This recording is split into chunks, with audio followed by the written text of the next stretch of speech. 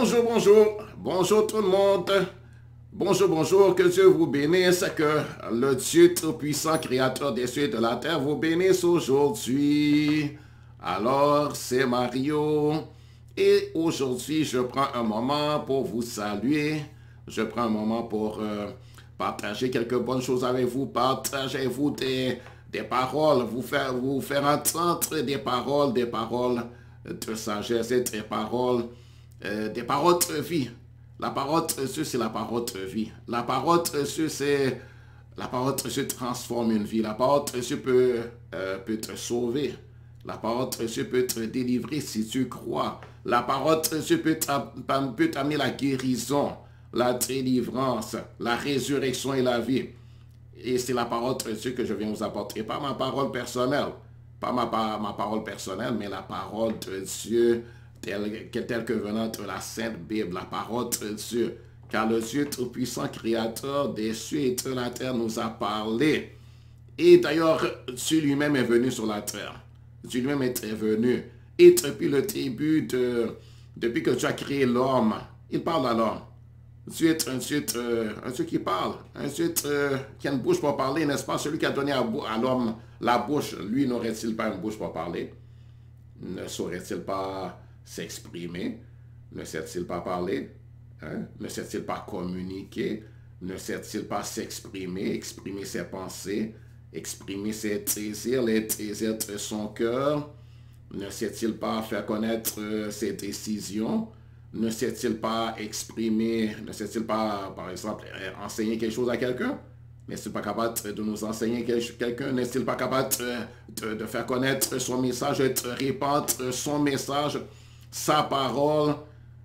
Et ce Dieu-là, c'est un roi. Eh bien, un roi parle, un roi décrète des choses, un roi fait des décrets. N'est-ce pas? Un roi ordonne. Hein, il passe des ordres, il donne des ordonnances. Hein, il commente parce que commenter, c'est par la parole qu'on fait ça. Par la parole de la bouche. Par la parole de la bouche. Et Dieu parle, hein, il parle et on peut l'entendre. Gloire au Seigneur, il parle. Et il a parlé à des hommes, il s'est fait connaître. Il a parlé à nos premiers parents, Adam et Ève. Certainement, il leur avait parlé. Il leur avait parlé, il leur a parlé des paroles exprimant les désirs de son cœur. Il a parlé des paroles de loi. Il a porté des lois, n'est-ce pas? Comme par exemple sur la terre, le gouvernement établit des lois et fait connaître au peuple sur lequel il gouverne ces lois, n'est-ce pas? Il y a des lois, il y a des règlements, il y a des choses qui sont interdites comme il y a des choses qui sont permises. N'est-ce pas? Sur la terre, par exemple, il y a la Constitution. La Constitution, c'est-à-dire la règle de vie, la façon qu'on doit vivre, se comporter les uns envers les autres, les comportements qui sont acceptables et les comportements qui ne sont pas acceptables, n'est-ce pas? Comme par exemple, ce n'est pas acceptable de dérober ce qui appartient à ton voisin, n'est-ce pas? C'est pour ça qu'il y a des lois et c'est pour que la société puisse être, en tout cas, qu'il y ait une bonne harmonie entre nous, qu'il y ait une bonne relation, n'est-ce pas? Et donc, c'est pour s'assurer qu'on se comporte bien, qu'on ait une bonne conduite, n'est-ce pas? Et donc, il y a des choses qui sont immorales, qui ne sont pas acceptées. Il y a l'éthique aussi sur la terre. Hein? Il y a l'éthique, il y a la moralité, etc. N'est-ce pas? Donc, pareillement, mais Dieu, c'est un chef de gouvernement, c'est un roi, c'est un grand roi, c'est un roi magnifique et merveilleux. C'est un roi majestueux. Gloire à son Saint-Nom, c'est un Dieu merveilleux, c'est une personne, la personne divine de Dieu, il a une personnalité, un caractère, une personnalité si agréable, si douce, si belle. Il est magnifique, il est merveilleux, il a une personnalité, il a un caractère, il a des sentiments aussi, lui qui a donné aux hommes des sentiments, comme par exemple le sentiment d'amour, de compassion, de bonté, de bienveillance. Et bien lui, il est l'amour personnifié. Il est l'amour personnifié. Il est la bonté personnifiée. C'est un Dieu compatissant. C'est un Dieu plein d'amour. C'est un Dieu bienveillant. Alléluia. Et Dieu, il règne. Il a un royaume. Il a un gouvernement. Et C'est lui qui a créé les cieux et la terre. Donc aussi, ben, qu'on le veuille ou pas, Dieu termine sur ce qu'il a créé, n'est-ce pas? Il n'a pas créé les cieux et la terre sans raison. Il a créé les cieux et la terre pour ses propres plans. Il avait des plans, des projets pour la terre et des projets pour l'homme, des projets pour l'être humain qu'il a créé. Hein? Gloire à Dieu, gloire au Seigneur, gloire à Dieu. Et le Dieu Tout-Puissant, Créateur des cieux et de la terre, s'est révélé à nous les hommes. Il s'est révélé à nous les hommes. Et la Bible, c'est sa parole. Dieu a parlé au cours des siècles et des millénaires aux prophètes. Par exemple, le prophète Moïse que Dieu a utilisé même pour faire sortir tout un peuple de l'esclavage où ils étaient dans le pays d'Égypte. Il a parlé par les prophètes, le prophète Isaïe, le prophète Ézéchiel, le prophète Jérémie, le prophète Daniel et plusieurs autres. Gloire à Dieu. Abraham aussi est un prophète. Et le Dieu Tout-Puissant, il est venu lui-même. Et il avait annoncé sa venue et il est venu comme il avait annoncé. Ce qu'il a dit, c'est accompli. Et ça s'est réalisé parce qu'il a du pouvoir. Et il a tout pouvoir. Il a le pouvoir de s'assujettir à toute chose. Et quand il dit une chose, il a le pouvoir de l'accomplir. Il connaît les choses d'avance. Il y a des choses qui arrivent. Ce n'est pas que lui, il a commenté que la chose arrive. Ce n'est pas qu'il a voulu, comme par exemple la chute de l'homme, la trahison de l'homme envers lui, la rébellion de l'homme envers lui. D'Adam, dans le jardin d'Éden, où Dieu les a placés, ce n'était pas la volonté de Dieu. Ce n'est pas Dieu qui voulait qu'ils se rebellent, qui voulait qu'ils le trahissent. Non, il n'a pas programmé la chose. C'est pas ça qu'il a programmé, c'est pas ça qu'il a planifié, c'est pas ça qu'il a voulu, mais la chose est arrivée et il savait, cependant. Dieu connaît la fin et le commencement. Dieu, il est super génial. Il est super génial. C'est un Dieu ingénieux. C'est un Dieu magnifique. C'est un Dieu, ton intelligence n'a pas de limite. Sa sagesse n'a pas de limite. Wow! Gloire à Dieu. C'est le Dieu qui, par sa science, a créé les cieux et la terre. Les cieux et la terre, oui, les lois de la thermodynamique, les lois de l'aérodynamisme, les lois de la gravité, la loi de la gravité. C'est Dieu qui a établi ces lois, n'est-ce pas? Les lois de la physique et de la chimie. En fait, nous, les hommes, on a juste pu découvrir ces lois-là. Mais c'est Dieu qui les a établis, les lois qui sont de la nature, les lois de la semence et de la récolte. Hein, quand on sème et on peut récolter, la semence et la récolte. Hein? Donc, c'est Dieu qui a établi ces choses-là. Hein, c'est Dieu qui a établi, par exemple, le cycle des saisons. Dieu, c'est un grand ingénieur. C'est un ingénieur. C'est un architecte aussi. C'est lui qui a établi tout l'univers, qui a mis les planètes à leur place. Gloire à son nom. Gloire à son nom. Ah, il est souverain, ce Dieu-là. Il est puissant, ce Dieu-là. Et il a la victoire sur tous ses ennemis. Il y a l'ennemi de Dieu, le diable. C'est un être que Dieu a créé qui s'est rébellé. Il est un rebelle, mais son créateur, Dieu, son créateur, est plus fort que lui. Et le diable subit la défaite. Le diable a été humilié, il est confus. Et le combat contre Dieu, c'est un adversaire de Dieu. Et c'est un ennemi de nous les hommes. Donc aujourd'hui, j'accueille de vous parler sur un sujet vraiment merveilleux. Hein, c'est un sujet qu'on doit savoir. Et c'est sur le sujet de l'enlèvement de l'Église. Parce que Dieu, et en fait, Jésus est Dieu lui-même, n'est-ce pas? Jésus est Dieu lui-même qui s'est manifesté sous forme humaine. Jésus, ce n'est pas un simple homme, c'est Dieu le créateur des cieux et de la terre. C'est ce qui est écrit dans le livre du prophète Isaïe, hein, où il est dit, un enfant nous est né. Isaïe chapitre 9, versets 5 et 6, où il est écrit, un enfant nous est né. Un fils nous est né, et on l'appellera admirable, conseiller, Dieu puissant, Père éternel, prince de la paix, donner à l'empire de l'accroissement et une paix sans fin au trône de David et à son royaume, l'affermir, le soutenir par le droit et la justice. Voilà ce que fera le zèle de l'Éternel des armées. Et cet enfant qui est né, et cet enfant qui est appelé admirable conseiller, Dieu puissant, qui a été appelé Dieu puissant, qui a été appelé aussi Père éternel, c'est Jésus. Et Jésus dans l'évangile selon Jean, l'apôtre de Jésus, le messager de Dieu, il est écrit que Au commencement était la parole, et la parole était avec Dieu, la parole était Dieu, elle était au commencement avec Dieu, c'est Jésus. Donc Jésus, c'est lui le chef de l'Église. C'est le rédempteur. C'est quelqu'un qui vient pour nous sauver, pour nous délivrer du malheur, pour nous délivrer d'un grand désastre, une grande tragédie qui est arrivée à la race humaine. Hein? À cause du péché de nos parents Adam et Ève et de nos propres péchés. Hein? Parce qu'Adam a péché, mais aussi, bon, nous aussi on a péché, nous, ses enfants, n'est-ce pas? Donc c'est la conséquence du péché d'Adam, mais bon, nous aussi on est pécheurs. Donc Jésus est venu nous sauver. Hein? Donc c'est le rédempteur, il est venu pour nous mettre, pour nous affranchir d'un esclavage et de la tyrannie du diable, pour nous sauver de la détresse. Gloire à son Saint-Nom. Béni soit Jésus. Et il a bâti son église. Et il a dit que les portes du séjour des démons ne prévaudront point contre son église. Alléluia. Et donc Jésus est venu pour nous sauver. Et Jésus va revenir bientôt, n'est-ce pas? Jésus va revenir bientôt. Quoique aussi on pourrait partir le rejoindre par la mort physique, n'est-ce pas? Parce que Jésus va revenir. Hein? Je le déclare, je l'atteste, je le proclame. Jésus va revenir. Il a déjà annoncé.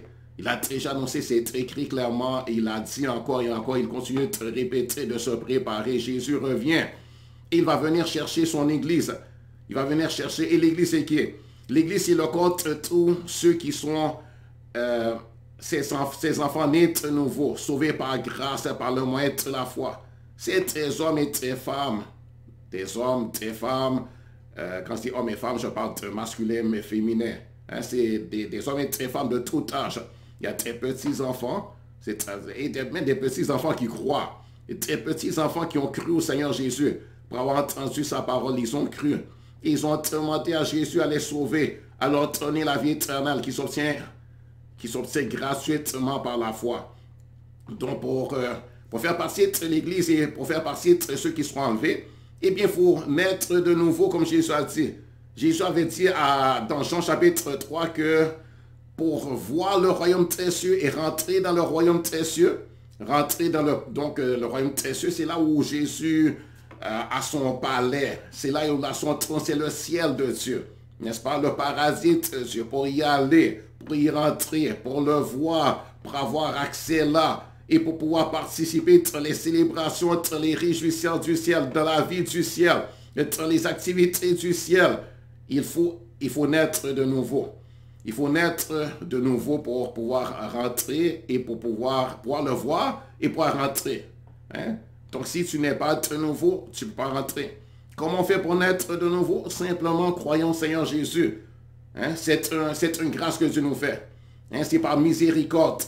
Hein? C'est parce qu'on méritait les châtiments et Dieu nous permet d'être pardonnés à cause de ce que Jésus a fait à la croix, à cause de son sacrifice, à cause de son sang versé, à cause parce que Jésus a donné sa vie, il a offert son âme en sacrifice, il a offert son corps, son âme et même son esprit, parce qu'un être humain, c'est esprit, âme et corps. Donc il s'est offert lui-même tout en son sacrifice, n'est-ce pas? Il a été mis à la croix, il a été cloué à la croix, il a offert toute sa vie, il a versé tout son sang, il a donné toute sa vie en sacrifice, n'est-ce pas? Il est mort,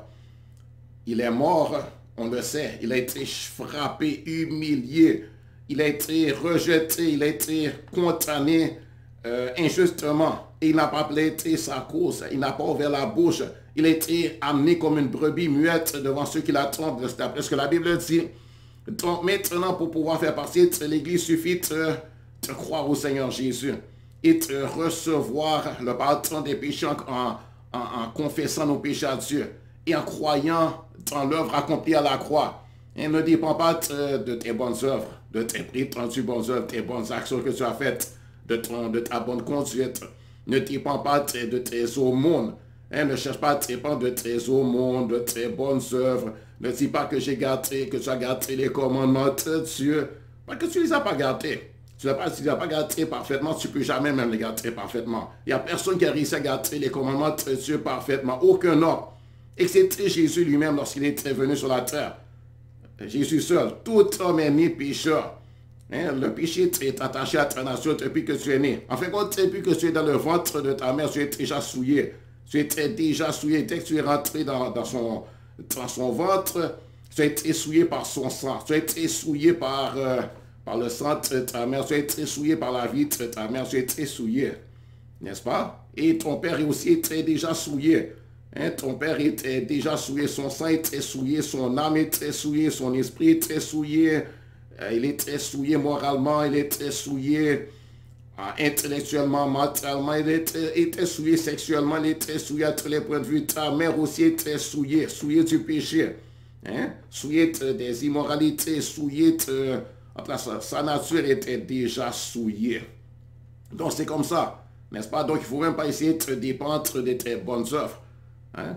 Donc, viens à Dieu simplement, crois et mettre ta confiance en Jésus. La Bible dit que Dieu a tellement aimé le monde qu'il a donné son Fils unique afin que quiconque croit en lui ne périsse point, mais qu'il ait la vie éternelle. Donc, pour faire partie de l'enlèvement, il faut être né de nouveau.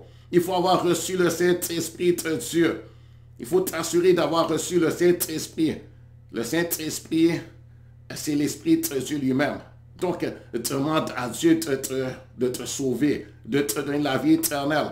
Hein? Crois que Jésus est mort et qu'il est ressuscité entre les morts. Crois que Jésus c'est le Fils de Dieu, le Sauveur du monde, le roi de l'éternel, l'agneau de Dieu qui ôte le péché du monde. Confesse-le, dis-le à Dieu et demande à Dieu de te sauver, de te donner la vie éternelle. Il le fera. Demande à recevoir le Saint-Esprit. Parce que sans le Saint-Esprit, tu ne peux pas aller au ciel. C'est le Saint-Esprit qui va... ressusciter les morts, hein, les morts en Christ. C'est le Saint-Esprit. Les morts en Christ, c'est-à-dire celui qui a reçu Jésus pendant sa vie, qui était né de nouveau, qui avait le Saint-Esprit en lui, qui avait son nom inscrit dans le livre de vie de l'agneau. C'est le Saint-Esprit qui va te ressusciter le jour de l'enlèvement de l'Église. Et si le jour de l'enlèvement arrive et que tu es encore vivant, pour être enlevé, il faut avoir reçu le Saint-Esprit. Il faut que maintenant même le Saint-Esprit habite au-dedans de toi. Hein? Si tu n'as pas le Saint-Esprit, tu n'as pas la vie. Si tu n'as pas le Saint-Esprit, tu n'appartiens pas à Christ Jésus. Tu n'appartiens pas à Jésus. Tu ne fais pas partie de son Église, de son épouse. Parce que l'Église est aussi appelée l'épouse. Quoi que maintenant on est à l'état des fiançailles. Et il y aura les noces de l'agneau. Gloire à Dieu. Gloire au Seigneur. Je vais vous lire où Jésus lui-même a parlé des noces de l'agneau et il a donné une parabole qui représente un peu, qui dit qui va faire partie des noces. Donc, c'est dans une parabole que Jésus a donnée dans Matthieu chapitre 25 où il est écrit, Matthieu chapitre 25 à partir du verset 1, il est écrit, alors le royaume des cieux sera semblable à 10 vierges qui, ayant pris leur lampe, allèrent à la rencontre de l'époux. 5 d'entre elles étaient folles et 5 sages. Les folles, en prenant leur lampe, ne prirent point d'huile avec elles, mais les sages prirent avec leur lampe de l'huile dans des vases. Comme l'époux tardait, toutes s'assoupirent et s'endormirent. Au milieu de la nuit, on cria, voici l'époux, allez à sa rencontre. Alors toutes ces vierges se réveillèrent et préparèrent leurs lampes. Les folles dirent aux sages, donnez-nous de votre huile, car nos lampes s'éteignent. Les sages répondirent, non, il n'y en aurait pas assez pour nous. Et pour vous, allez plutôt chez ceux qui en vendent et achetez-en pour vous. Pendant qu'elles allaient en acheter, l'époux arriva. Celles qui étaient prêtes entrèrent avec lui dans la salle des noces. Et la porte fut fermée. Plus tard, les autres vierges vinrent et dirent, Seigneur, Seigneur, ouvre-nous. Mais il répondit, je vous le dis en vérité, je ne vous connais pas. Veillez donc, Jésus a dit, veillez donc, puisque vous ne savez ni le jour ni l'heure. Donc, vous voyez ici, il y a des gens qui attendaient Jésus, n'est-ce pas? C'est comme l'Église sur la terre. Maintenant, il y a beaucoup de gens qui s'appellent disciples de Jésus-Christ, qui s'appellent chrétiens, comme on les appelle aujourd'hui, qui s'appellent des fils et des filles de Dieu en Jésus-Christ. Ou bien tu t'appelles chrétien, tu t'appelles entre quelqu'un qui fait partie de l'Église et de Dieu, tu attends Jésus et tu veux être avec Jésus. Hein? Donc, mais la Bible dit que ce n'est pas tout le monde qui est sage. Il y en a qui sont appelés folles. Hein? Il y en a qui ne sont pas sages. Hein? Quoi qu'ils se voient, et eux, ils pensent qu'ils sont sages. Ils pensent qu'ils sont avec Jésus. Ils pensent qu'ils vont aller au ciel, dans le paradis de Dieu. Ils pensent que Jésus va les prendre ou bien ils pensent qu'ils vont aller voir, retrouver Jésus là-haut dans le ciel, mais Jésus a dit que ce n'est pas tout le monde. Il y en a qui ne vont pas y aller, il y en a qui ne pourront pas rentrer, il y en a qui ne font pas partie de son Église véritablement, de façon authentique et véritable, n'est-ce pas, puisqu'il les appelle très folles, n'est-ce pas? Et quand Jésus est venu, Jésus ne les a pas pris, Jésus ne les a pas fait rentrer dans la salle très noce, donc ils ne sont pas allés dans le paradis de Dieu, n'est-ce pas? Donc ça veut dire que ce n'est pas suffisant de dire que tu crois en Jésus, que tu connais Jésus, que tu fais partie de ses disciples. Il faut t'assurer d'avoir pris l'huile. Donc l'huile ici représente le Saint-Esprit. Et tu reçois l'huile du Saint-Esprit seulement quand tu es né de nouveau. Si je te parle maintenant, tu ne savais même pas c'est quoi naître de nouveau. Tu ne pourrais pas dire je suis né de nouveau. Donc bon, ça veut dire que tu n'as pas encore pris l'huile. Donc assure-toi de naître de nouveau. Assure-toi de naître de nouveau. Assure-toi de recevoir le Saint-Esprit. Et la Bible dit que si quelqu'un est en Christ, il est une nouvelle créature. Les choses anciennes sont passées. Voici, toutes choses sont devenues nouvelles.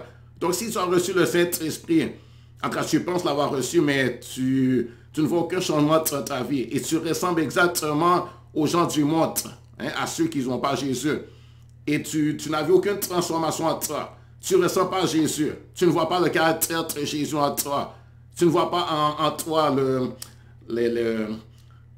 tu n'as pas en toi l'image de Jésus, la ressemblance de Dieu. Tu es supposé être devenu ton Père. Tu es supposé être né de lui. Il est supposé avoir un miracle qui s'est passé à l'intérieur de toi. Si tu ne vois pas que ta nature est changée, c'est que tu n'es pas né de nouveau. Donc quoi faire?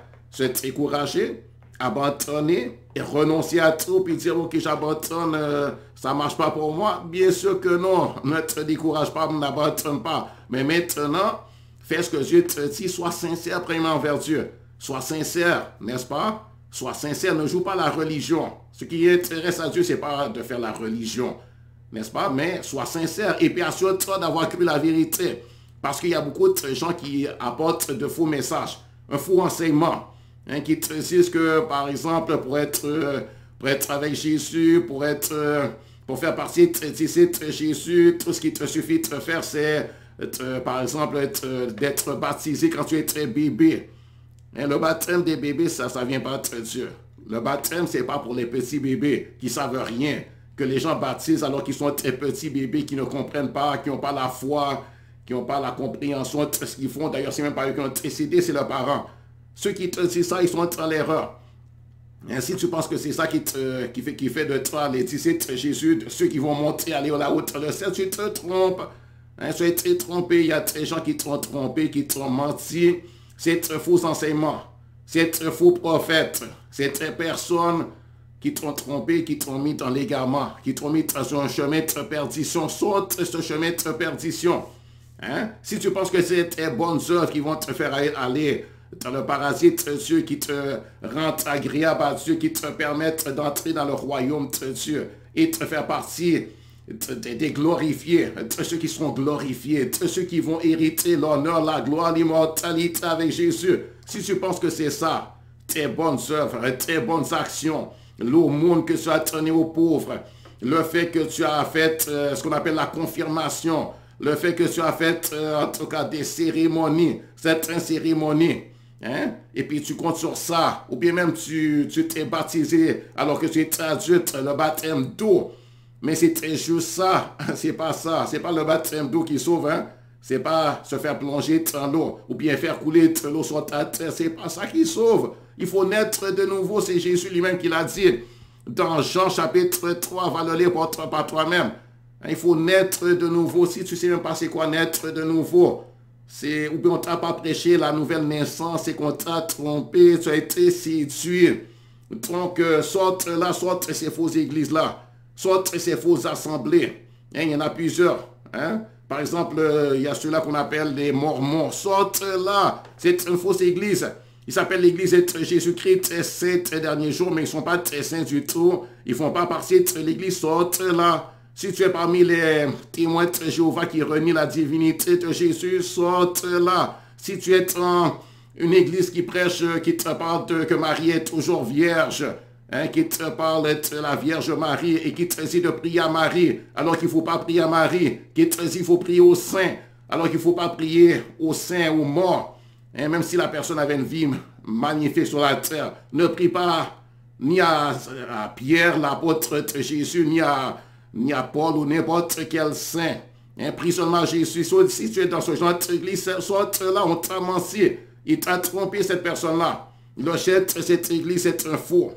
Un faux apôtre, un faux pasteur, un faux messager, sorte là. Il t'a trompé, sorte là. Il va lire la Bible par toi-même.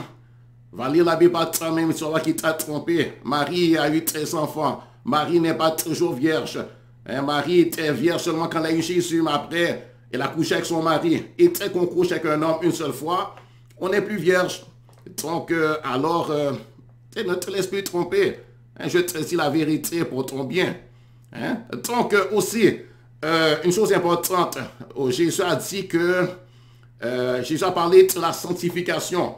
Donc aussi, quand on est né de nouveau, tu vas voir que tu vas te sanctifier. Tu vas renoncer au péché. Tu vas vivre une vie sainte, une vie pure. Tu ne vas pas aimer le péché parce que ta nature a changé. Si tu vois que tu aimes encore le péché, que le péché, ça te plaît, tu aimes ça, tu vis le péché, tu ne connais pas ce que c'est la sanctification. Tu ne sais pas ce que c'est la repentance. Tu ne sais pas ce que c'est que te purifier, te sanctifier. Tu continues à vivre comme avant. Tu ne vois que changement de toi, mais là encore là, tu n'es pas encore né de nouveau. Il faut que tu te purifies. Il faut que tu te sanctifies. Et puis quand on vient à Jésus, les choses anciennes, les choses qu'on aimait avant. Comme par exemple, moi avant, j'aimais la violence. J'aimais la boxe, etc., le karaté, les films de violence, les films de guerre.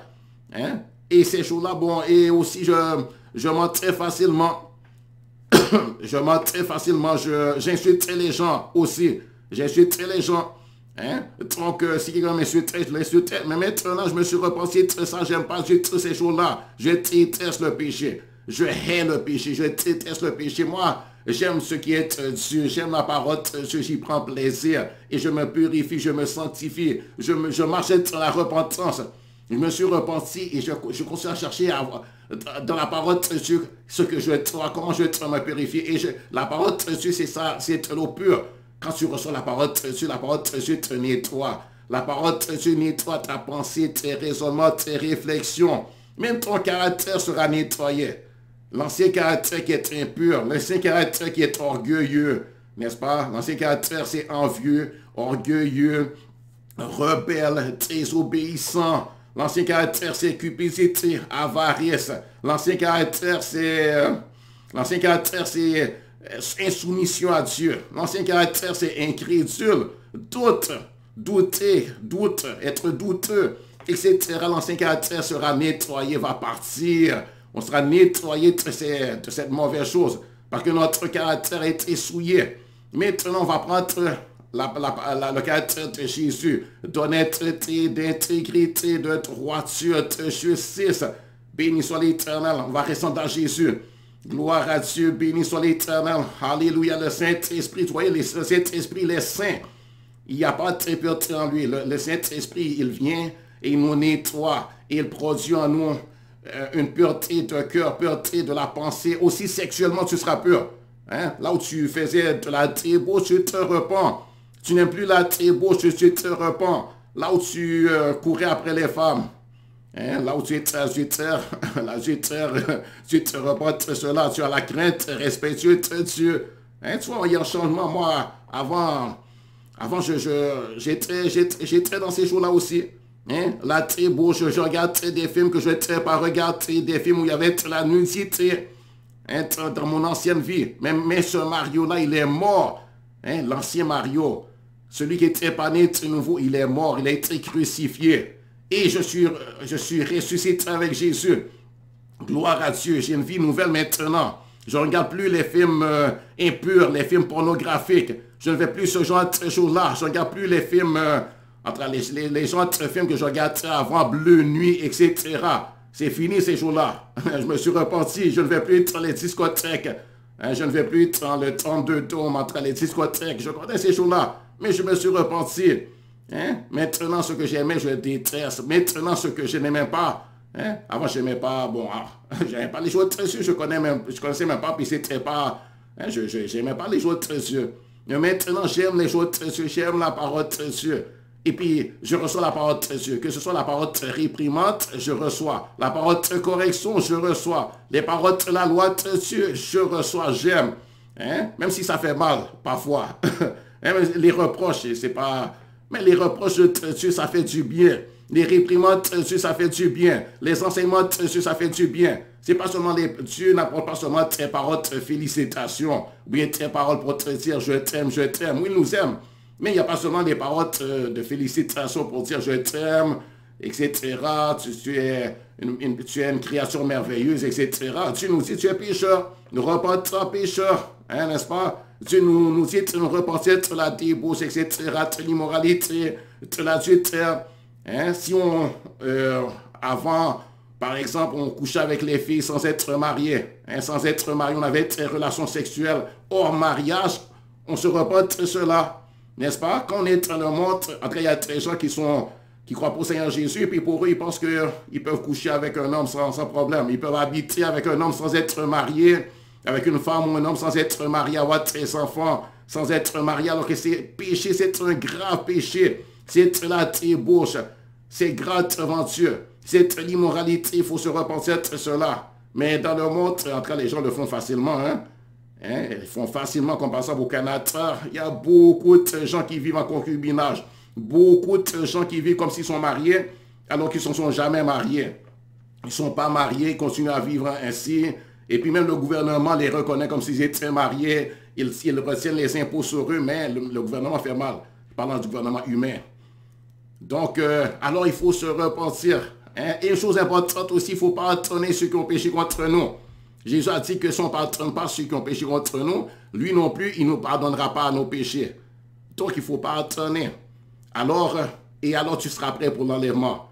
Gloire à Dieu, béni soit l'Éternel. Alors, que Dieu te bénisse, je viens de te parler de l'enlèvement de l'Église. Parce que Jésus revient bientôt, il vient chercher son Église. Et il vient chercher une Église sans tâche, sans rite. C'est-à-dire une Église purifiée. Une Église qui marche dans la sanctification, qui se met à part pour Dieu. N'est-ce pas? Une église qui a la crainte respectueuse de Dieu. Une église qui honore Dieu. Une église, c'est-à-dire des personnes qui honorent Dieu. Si tu n'es pas parmi ceux-là qui honorent Dieu, tu n'as pas la foi en Dieu, tu ne te repens pas de tes péchés, commence à te repentir. Hein? Laisse-toi convaincre de tes péchés, de ta justice et de ton jugement. Hein? Et c'est bon pour toi.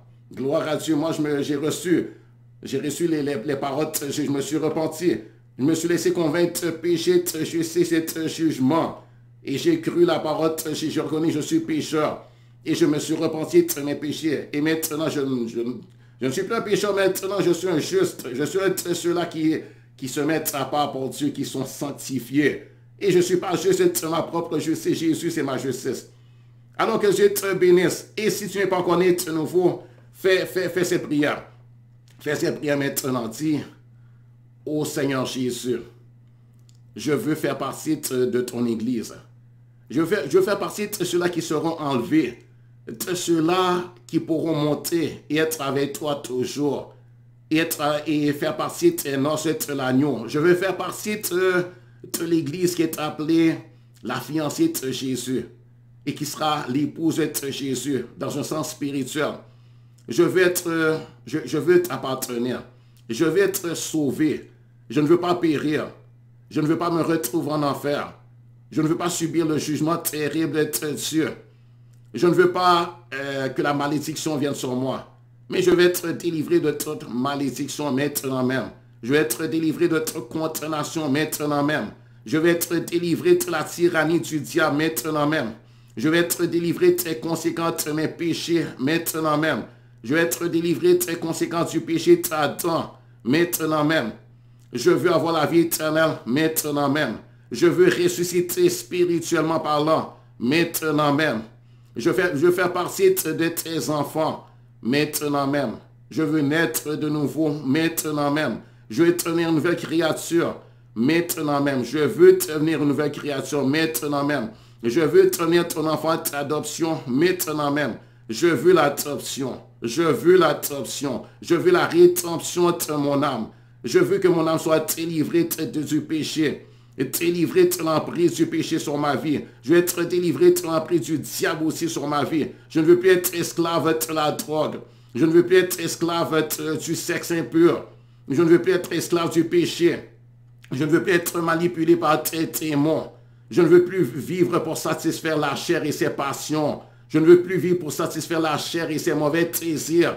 Je veux vivre une vie sainte. Je veux être rendu capable de vivre une vie sainte. Je veux avoir la force pour vivre une vie sainte. Je veux pouvoir pardonner ceux qui ont péché contre moi, comme toi tu me pardonnes. Pardonne mes péchés maintenant même. Pardonne mes fautes. Pardonne mes méchancetés. Pardonne mes folies. Pardonne mes stupidités, mes sottises. Pardonne tout ce que j'ai fait mal dans ma vie. Pardonne mes péchés contre toi. Pardonne mes péchés contre l'homme mon prochain. Pardonne mes péchés contre ma famille. Pardonne mes péchés contre mes parents. Pardonne mes péchés contre moi-même. Pardonne mes péchés. Pardonne tous mes péchés. Tout ce que j'ai fait mal, car je reconnais que j'ai beaucoup péché. Mais pardonne-moi, Jésus, parce que tu es mort pour que je puisse être pardonné. Et tu es ressuscité le 3e jour. Faites-moi nouvelle création maintenant. Écris mon nom dans ton livre de vie. Et je reçois par la foi. C'est ta grâce envers moi. C'est ta faveur envers moi. Tu me donnes la miséricorde. Tu ne me châties pas alors que je mérite d'être châtié. Et tu me donnes l'honneur et la gloire que je ne mériterais pas. Tu me donnes l'immortalité. Tu me donnes la vie éternelle. Tu me donnes ton Saint-Esprit et je reçois ton Saint-Esprit. Ton sang précieux me lave, Jésus. Ton sang précieux me lave. Et viens me laver aussi avec l'eau de ta parole. Viens m'enseigner à partir d'aujourd'hui. Viens me guider à partir d'aujourd'hui. Faites-moi ton disciple à partir d'aujourd'hui. Enseigne-moi et moi je vais te suivre. Je vais recevoir tes enseignements. Je vais t'obéir. Je veux t'obéir. Tu me rends capable de t'obéir. Et si je pêche, je vais te mentir par toi encore. Je vais marcher dans la repentance. Et je ne vais plus retourner dans la boue du péché. Je ne vais plus retourner dans l'ancienne vie. Au nom de Jésus, Amen. Si tu as fait ça, Dieu te reçoit comme il m'a reçu, comme il a reçu des millions d'autres personnes. Au cours de l'histoire, au cours des générations, il te reçoit. Il ne te méprise pas, il ne te rejette pas, mais il te garde avec lui. Et un jour, tu verras Jésus face à face. Alors que Dieu te bénisse. Au revoir. Jésus t'aime et moi aussi. Bye.